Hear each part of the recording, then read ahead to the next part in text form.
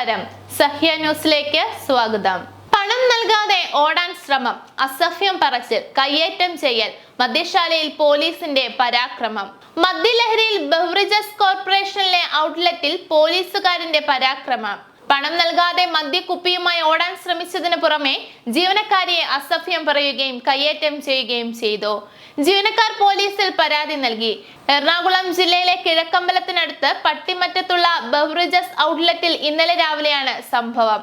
പട്ടിമറ്റം പറക്കോടുകര കാച്ചുരുത്തി വീട്ടിൽ കെ ഗോപിയാണ് മദ്യക്കടയിലെത്തി പരാക്രമം കാട്ടിയത്. Head കോൺസ്റ്റബിളായ K Gopi പോലീസിൽ ഡ്രൈവറാണ്.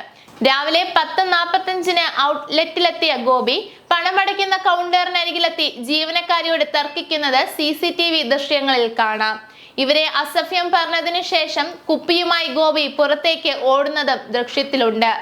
ഔട്ട്ലെറ്റിന്റെ മേൽനോട്ട ചുമതലയുള്ള തന്നോട് മോശമായി പെരുമാറിയെന്ന് പരാതിയിൽ ജീവനക്കാരി പറയുന്നു. പുറത്തേക്ക് ഓടിയ ഗോപിയെ വാതിക്കൽ നിന്ന മറ്റൊരു ജീവനക്കാരിയും മദ്യം വാങ്ങാനെത്തിയ മറ്റുള്ളവരും ചേർന്ന് പിടിച്ചു നിർത്തി. ഇതിനിടെ ഉന്തിലും തള്ളിലും വാതിൽ പൊളിഞ്ഞു വീണു. ഗോപി വീണ്ടും കടയ്ക്കുള്ളിൽ കയറി ജീവനക്കാരെ അസഭ്യം പറയുന്നതും ദൃശ്യങ്ങളിൽ വ്യക്തമാണ്. ജീവനക്കാരെ മർദ്ദിച്ചതിന് ബെവറേജസ് കോർപ്പറേഷനും പോലീസിനെ സമീപിച്ചേക്കും.